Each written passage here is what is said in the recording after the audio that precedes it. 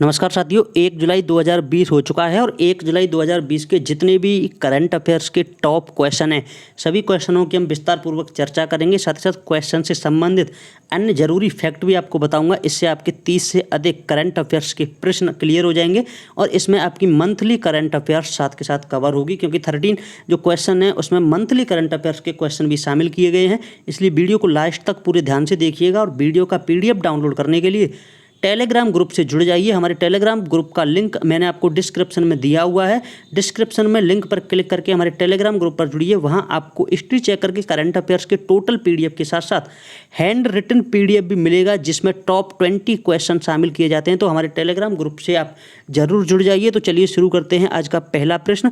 भारत ने कोरोना की किस वैक्सीन ट्रायल को मंजूरी दे दी है? तो इसका सही आंसर होगा कोवैक्सीन वैक्सीन ट्रायल को भारत ने मंजूरी दे दी है और इसका जो ट्रायल होगा वो ह्यूमन ट्रायल होगा। कोवैक्सीन एक ऐसी वैक्सीन है, भारत की पहली वैक्सीन जिसको ह्यूमन ट्रायल के साथ साथ क्लिनिकल ट्रायल की मंजूरी दे दी है। कोवैक्सीन पहली ऐसी भारत की वैक्सीन है जिसको क्लिनिकल ट्रायल की मंजूरी मिली है। भारत के अलावा लंदन और ऑक्सफोर्ड यूनिवर्सिटी भी ह्यूमन ट्रायल्स कर रही हैं और 120 टोटल प्रोग्राम लगभग चल रहे हैं पूरे विश्व में कोरोना की वैक्सीन बनाने के, लेकिन भारत में कोवैक्सीन को क्लिनिकली ट्रायल की मंजूरी मिल गई है। तो इसका जो ऑप्शन होगा वो बी सही हो जाएगा। इसके एक्स्ट्रा नॉलेज देखते हैं। बायोटेक द्वारा तैयार की जा रही भारत की पहली कोविड-19 वैक्सीन जिसका नाम है कोवैक्सीन को क्लिनिकल ट्रायल की मंजूरी दे दी है। जल्द ही इंसानों पर इसका ट्रायल शुरू होगा। यानी कि कौन सी वैक्सीन है जिसका इंसानों पर ट्रायल शुरू होने जा रहा है? कोवैक्सीन। और ये भारत की पहली कोविड-19 वैक्सीन है जिसको इंसानों पर परीक्षण किया जाएगा। ये पहली ऐसी वैक्सीन है जिसे क्लिनिकल ट्रायल की मंजूरी मिली है और इसे किसके द्वारा बनाया गया है ये जानना काफ़ी ज़रूरी है। तो इसे ICMR का मतलब है भारतीय चिकित्सा अनुसंधान परिषद के साथ साथ नेशनल इंस्टीट्यूट ऑफ वायरोलॉजी के सहयोग से इस वैक्सीन को बनाया गया है। तो दोनों इंस्टीट्यूट का आप याद रखिए, नेशनल इंस्टीट्यूट ऑफ वायरोलॉजी और भारतीय चिकित्सा अनुसंधान परिषद के सहयोग से कोवैक्सीन को बनाया गया है, जिसका इंसानों पर ट्रायल शुरू किया जाएगा। ये पहली ऐसी वैक्सीन है जिसका क्लिनिकली ट्रायल होगा। इसके अलावा लंदन में भी वैक्सीन के मानवीय परीक्षण की शुरुआत कर दी गई है और लंदन में जो वैक्सीन बनाई गई है वो इंपीरियल कॉलेज लंदन की तरफ से विकसित की गई है। इसके अलावा ऑक्सफोर्ड यूनिवर्सिटी भी ह्यूमन ट्रायल शुरू कर चुकी है और दुनिया भर में करीब 120 वैक्सीन प्रोग्राम चल रहे हैं। इसके अलावा अन्य योजनाओं की बात करूँ अगर मैं कोरोना की, तो कोरोना की अन्य योजनाएं भी हैं, जिसमें ब्लड सर्विसेज ऐप को हाल ही में केंद्रीय स्वास्थ्य मंत्री डॉक्टर हर्षवर्धन ने लॉन्च किया था। इसमें लोग अपने लिए ब्लड ले सकते हैं ऐप पर रजिस्ट्रेशन करके, साथ ही साथ ब्लड को डोनेट भी कर सकते हैं ताकि किसी ज़रूरतमंद मरीज की जान बचाई जा सके। इंडियन रेड क्रॉस सोसाइटी के माध्यम से ब्लड सर्विसेज ऐप को लॉन्च किया गया है। इसके अलावा दिल्ली सरकार ने प्लाज्मा बैंक भी लॉन्च किया है, जहाँ आप प्लाज्मा ले सकते हैं अथवा प्लाज्मा डोनेट कर सकते हैं।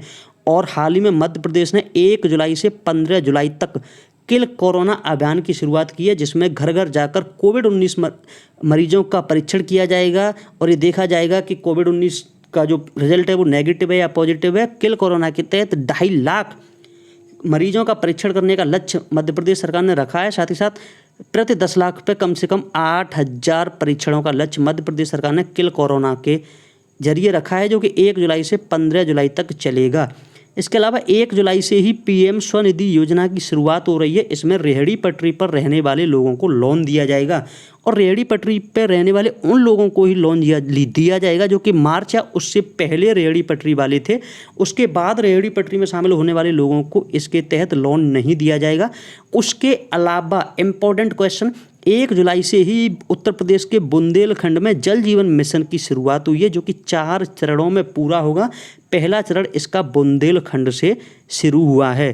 दोस्तों, ये वीडियो सुबह 5 बजे अपलोड होती है, इसलिए आप कोशिश कीजिए कि सुबह 5 बजे रोजाना जगें और सुबह 5 बजे रोजाना जगकर दिन का सूर्योदय देखें। सूर्योदय देखने से आपके स्वास्थ्य को काफ़ी लाभ होता है। मशहूर अभिनेता अक्षय कुमार ने एक बार अपने स्वास्थ्य का राज बताया था कि वो इसलिए स्वस्थ रहते हैं क्योंकि वो कभी भी सूर्योदय देखना मिस नहीं करते हैं, चाहे वो रात के 3 बजे तक ही कार्य क्यों न करें। तो जिन लोगों की अच्छी आदतें हैं उन्हें हमें भी फॉलो करना चाहिए। तो आप कोशिश कीजिए सुबह 5 बजे जगकर दिन का सूर्योदय देखें, साथ ही साथ सुबह जगकर सूर्योदय और अपने इष्ट को याद करने के बाद अपने लिए एक लक्ष्य बनाएं और पूरे दिन उस लक्ष्य के लिए जुट जाएं। अगर आप उस लक्ष्य को पूरा नहीं करेंगे तो लोग आपके सपनों पर हंसेंगे और मुझे पता है आप ऐसा होने नहीं देंगे। साथ ही साथ चैनल को सब्सक्राइब कीजिए और सुबह 5 बजे रोजाना जगिए। अगला प्रश्न है, संताल हूल दिवस कहाँ मनाया जाता है? तो इसका सही आंसर है झारखंड। झारखंड में संताल हूल दिवस मनाया जाता है, जो कि संताल हूल दिवस को पहली जंग माना जाता है आज़ादी के लिए। संताल हूल दिवस झारखंड में ये दिवस मनाया जाता है और इसी को संताल हूल को ही आज़ादी की पहली जंग माना जाता है, जो कि 30 जून को मनाया जाता है। झारखंड में संताल हूल दिवस 30 जून को मनाया जाता है। 30 जून को अंग्रेज़ों के खिलाफ संतालों ने विद्रोह किया था और ये जंग की शुरुआत मानी जाती है आज़ादी के लिए। हूल क्रांति आज़ादी की पहली लड़ाई मानी जाती है। 30 जून 1855 को क्रांतिकारी नेता सिद्धू और कानू मुर्मू के आह्वान पर राजमहल के भोगनाडीह में 20,000 संतालों ने ब्रिटिश हुकूमत के खिलाफ विद्रोह कर दिया था और इन्हीं की याद में संताल हूल दिवस 30 जून को झारखंड में मनाया जाता है। कौन से नेता थे सिद्धू और काना मुर्मू, जिनके आह्वान पर 20,000 संतालों ने ब्रिटिश हुकूमत के खिलाफ विद्रोह किया था और इसे ही आज़ादी की पहली शुरुआत माना जाता है। जिला प्रशासन की तरफ से संताल हूल दिवस पर विकास मेला भी लगाया जाता रहा है, लेकिन इस बार कोविड-19 के चलते इस मेले को रद्द कर दिया गया है। कोई भी मेला नहीं लगेगा। मुख्यमंत्री या सरकार का कोई भी मंत्री इस मेले में मुख्य अतिथि होता था, लेकिन इस बार कार्यक्रम ही नहीं होगा।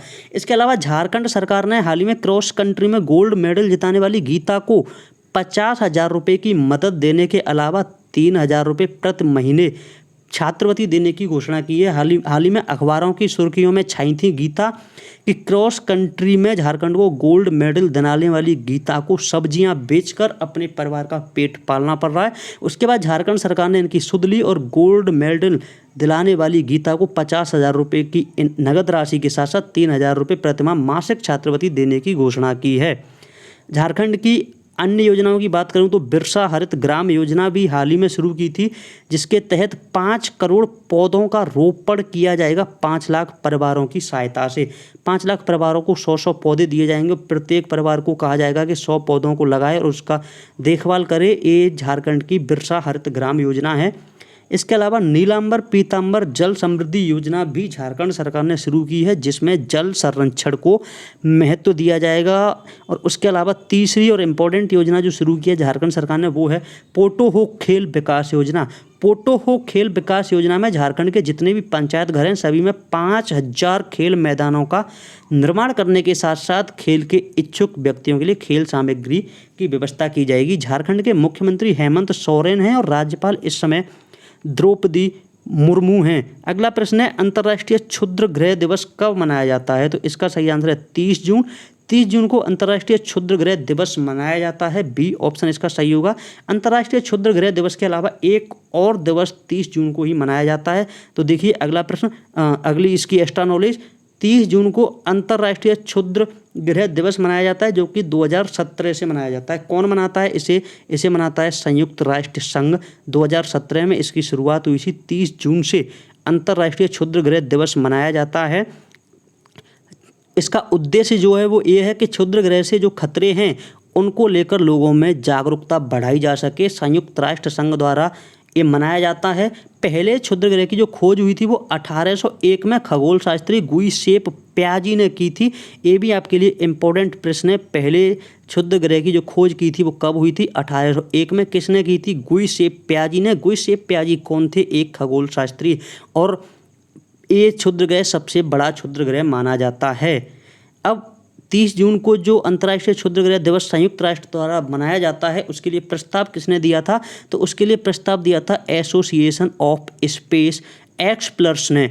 Association of space X plus के प्रस्ताव पर 2017 से संयुक्त राष्ट्र संघ द्वारा 30 जून को अंतर्राष्ट्रीय क्षुद्र गृह मनाया जाता है। इसके अलावा 30 जून को ही संसदवाद का अंतर्राष्ट्रीय दिवस मनाया जाता है, यानी कि सारी अंतर्राष्ट्रीय संसदों का दिवस होता है 30 जून को, जिसकी शुरुआत 2018 में से हुई थी।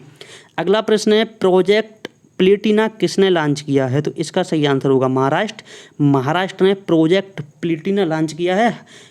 हाल ही में ब्लड बैंक के साथ ई ब्लड सर्विसेज ऐप के साथ साथ एक और योजना लागू हुई थी जो कि थी प्लाज्मा बैंक, और अब प्रोजेक्ट प्लेटिना लॉन्च किया गया है महाराष्ट्र सरकार द्वारा, जिसके लिए प्लाज्मा थेरेपी का ट्रायल होगा, जिसमें महाराष्ट्र सरकार 20 करोड़ रुपए देगी और 20 करोड़ रुपए से जो कोविड-19 से गंभीर रूप से 500 लोग बीमार हैं उनका इलाज किया जाएगा।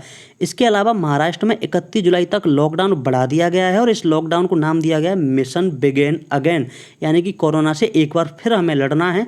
31 जुलाई तक महाराष्ट्र सरकार ने लॉकडाउन बढ़ा दिया और महाराष्ट्र सरकार ने ही प्रोजेक्ट प्लेटिना लॉन्च किया है, जिसके तहत 20 करोड़ रुपये महाराष्ट्र सरकार देगी। इसके अलावा महाराष्ट्र सरकार ने रमाई आवास घरकुल योजना की भी शुरुआत की है, जिसमें 51 लाख लोगों को घर प्रदान करने का लक्ष्य रखा है। और महाराष्ट्र सरकार ने ही एक और योजना शुरू की है जिसका नाम है महापरवना। महापरवना में जितने भी नई निवेशक कंपनियां जो निवेश करने की इच्छुक हैं उनको इसके तहत निवेश करने के लिए आकर्षित किया जाएगा महापरवना योजना के तहत महाराष्ट्र में।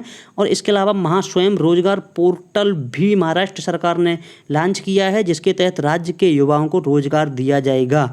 अगला प्रश्न देखते हैं। अगला प्रश्न, पीएम गरीब कल्याण योजना का विस्तार कब तक हुआ है? तो इसका सही आंसर नवंबर 2020। नवंबर 2020 तक पीएम गरीब कल्याण योजना का विस्तार हुआ है। इसके साथ साथ एक राज्य है जिसने जून 2021 तक इस योजना का विस्तार कर दिया, यानी कि जून 2021 तक फ्री राशन दिया जाएगा। वो जो राज्य है वो है पश्चिम बंगाल। पश्चिम बंगाल की मुख्यमंत्री ममता बनर्जी ने इस योजना को जून 2021 तक बढ़ाने की घोषणा की है। नवंबर 2020 तक इस योजना को बढ़ाने पर पीएम गरीब कल्याण योजना पर सरकार पर 90 करोड़ का अतिरिक्त खर्च पड़ेगा और 60 करोड़ पहले ही खर्च हो चुके हैं। तो सरकार पर जो कुल खर्च पड़ेगा वो 1,50,000 करोड़ रुपए का पड़ेगा, यानी कि जून में इस योजना खत्म होनी थी, लेकिन अब नवंबर 2020 में सरकार ने इस योजना को बढ़ा दिया है। तो नवंबर 2020 तक सरकार की योजना बढ़ाने से 90,000 करोड़ रुपए का अतिरिक्त खर्च सरकार को वहन करना होगा और 60,000 करोड़ रुपए इसमें टोटल खर्च कर चुकी है सरकार। तो 1,50,000 करोड़ रुपए सरकार पीएम गरीब कल्याण योजना में खर्च करेगी। इस योजना के तहत प्रति यूनिट 5 किलो गेहूं अथवा चावल के साथ साथ 1 किलोग्राम चना प्रति राशन देने होते हैं। यूनिट का मतलब है एक सदस्य, यदि किसी परिवार में 6 सदस्य हैं तो उस परिवार की 6 यूनिट बनेंगी।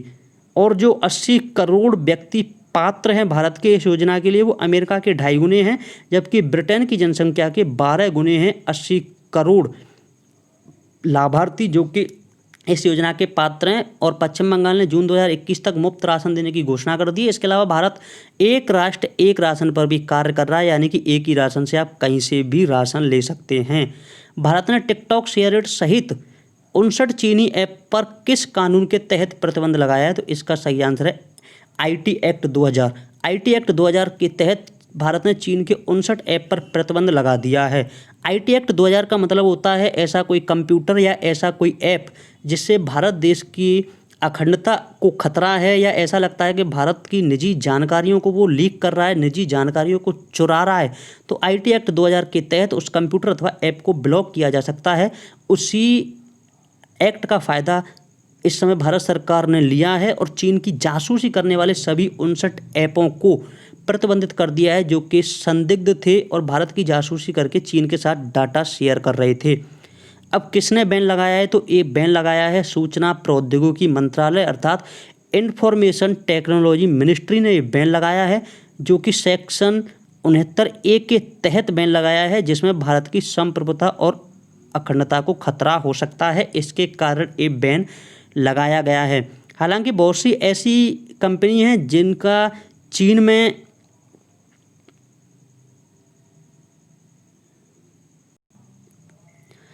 बहुत सी ऐसी कंपनियां हैं जो कि चीनी कंपनियां जिन्होंने भारतीय कंपनियों में स्टार्टअप में जो है वो निवेश किया हुआ है। जैसे पेटीएम में अलीबाबा की एक कंपनी ने स्टार्टअप में निवेश किया हुआ है। तो ऐसी भारतीय कंपनियों पर डिसीजन अभी नहीं हुआ है।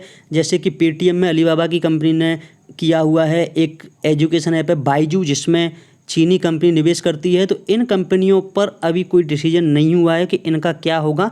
और चाइनीज इन्वेस्टर ने भारत में कम से कम 5.5 बिलियन यानी कि लगभग 41,000 करोड़ रुपए का ऐप के माध्यम से निवेश किया हुआ है। अगला प्रश्न है, हाल ही में गीता नागभूषण का निधन हुआ है, वो कौन थी? तो इसका सही आंसर होगा लेखक। गीता नागभूषण एक लेखक थी जो कि कन्नड़ भाषा की लेखक थी। इनका हाल ही में निधन हो गया है। गीता नागभूषण के अलावा 2 लोग और हैं जिनका निधन हुआ है, उनकी भी हम चर्चा करेंगे।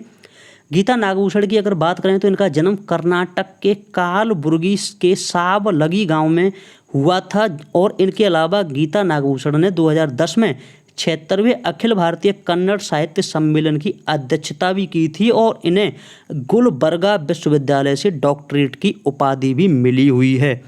गीता नागभूषण ने 50 लघुकथाएं, 27 उपन्यास, 12 नाटक लिखे हैं। इसके अलावा कई शोध कार्य भी इन्होंने किए हैं और इनको जो प्रमुख पुरस्कार मिले हैं वो कर्नाटक राज्योत्सव पुरस्कार 1998 में मिला था।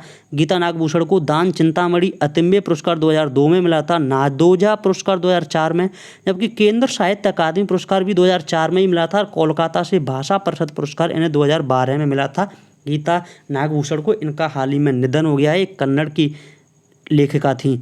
इसके अलावा वीर चक्र पुरस्कार से सम्मानित स्क्वाड्रन लीडर परवेज जामसी का भी 27 जून को निधन हो गया है, जो कि भारत पाकिस्तान युद्ध के दौरान वीरता दिखाने के लिए वीर चक्र से सम्मानित हो चुके थे।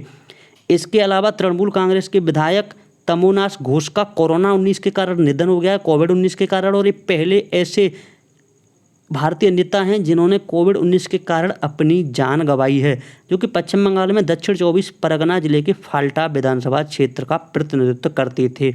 अगला प्रश्न है, मालवी के राष्ट्रपति कौन चुने गए हैं? तो इसका सही आंसर होगा लाजर चकवेरा। लाजर चकवेरा को मालवी का नया राष्ट्रपति चुना गया है और इनके प्रतिद्वंदी थे पीटर मुथारिका, यानी कि पीटर मुथारिका को हराकर लाजर चकवेरा मालवी के राष्ट्रपति चुने गए हैं। और माइकल मार्टिन आयरलैंड के प्रधानमंत्री चुने गए हैं हाल ही में। तीनों टॉपिक हमारे लिए महत्वपूर्ण हैं। लाजर चकवेरा मालवी के राष्ट्रपति चुने गए हैं, पीटर मुथारिका लाजर चकवेरा के प्रतिनिधि थे जो चुनाव हार गए, माइकल मार्टल आयरलैंड के प्रधानमंत्री चुने गए हैं। जो लाजर चकवेरा मालवी के नए राष्ट्रपति चुने गए हैं इनके लिए 2.6 मिलियन वोट पड़े थे, जबकि पीटर मुथारिका जो लाजर चकवेरा के प्रतिनिधि थे इनके लिए 1.75 मिलियन वोट ही पड़े थे, यानी कि 58.57% वोटों से हराया है। और जो लाजर चकवेरा थे वो मलावी कांग्रेस पार्टी यानी कि एमसीपी के प्रमुख भी थे। मलावी की राजधानी जो है वो लिलोंग्वे है, जबकि मलावी की मुद्रा मलावीन क्वाचा है। इसके अलावा मैंने अभी अभी आपको बताया कि माइकल मार्टिन आयरलैंड के नए प्रधानमंत्री चुने गए हैं। तो आयरलैंड की राजधानी की बात कर लेते हैं। डबलिन आयरलैंड की राजधानी है और आयरलैंड के जो राष्ट्रपति हैं वो माइकल डी हिंगिस हैं। ये आपके लिए इम्पोर्टेंट हो जाता है। और आयरलैंड की आधिकारिक मुद्रा यूरो है। सारे क्वेश्चन आपके लिए इंपॉर्टेंट हैं। वीडियो को शेयर भी कर दीजिएगा। पूरे दिन हम मेहनत करके आपके लिए क्वेश्चन लाते हैं और आप 2-3 सेकंड में इस वीडियो को शेयर कर सकते हैं, इसलिए वीडियो को शेयर कर दीजिए। भारत सरकार ने विश्व बैंक समूह के साथ कहाँ 2 परियोजनाओं के लिए समझौतों पर हस्ताक्षर किए हैं? तो इसका सही आंसर होगा तमिलनाडु। तमिलनाडु में भारत सरकार ने विश्व बैंक के साथ 2 परियोजनाओं के लिए समझौते पर हस्ताक्षर किए हैं। दोनों ही परियोजना तमिलनाडु के लिए हैं। कौन कौन सी परियोजना है बात करते हैं तो दोनों परियोजनाएं हैं। पहली परियोजना है तमिलनाडु आवास क्षेत्र सुंदरीकरण कार्यक्रम, जबकि दूसरी परियोजना है तमिलनाडु आवास और आवास विकास परियोजना। तो विश्व बैंक की कौन सी शाखा इनको ऋण देगी? तो वो शाखा है IBRD यानी कि international bank for reconstruction and development की ये जो शाखा है विश्व बैंक की वो 20 साल के लिए इन योजनाओं के लिए ऋण देगी, जिसमें तमिलनाडु आवास क्षेत्र के सुंदरीकरण के लिए $200 मिलियन का ऋण दिया गया है। और इस कार्यक्रम का उद्देश्य तमिलनाडु परिवारों के लिए किफ़ायती आवास बढ़ाने के लिए जो राज्य सरकार कोशिश कर रही है उसको समर्थन करना है, ताकि जल्द से जल्द लोगों को घर दे सके। और दूसरी जो समझौता है दूसरी जो परियोजना है आवास विकास परियोजना, उसके लिए $50 मिलियन के ऋण की मंजूरी दी गई है, ताकि आवास क्षेत्र की नीति और संस्थाओं को मजबूत किया जा सके। तो ये थी आज की करंट अफेयर्स। मुझे उम्मीद है आपको पसंद आई होगी। सब्सक्राइब कर लीजिए स्टडी चेकर को, शेयर भी कर दीजिए सभी ग्रुपों में। आप व्हाट्सएप पर मुझे बात कर सकते हैं 85 33 80 53 97 पर, और टेलीग्राम ग्रुप से जुड़ जाइए UPSC रिटन। तब तक मिलते हैं अगली वीडियो में, तब तक के लिए धन्यवाद।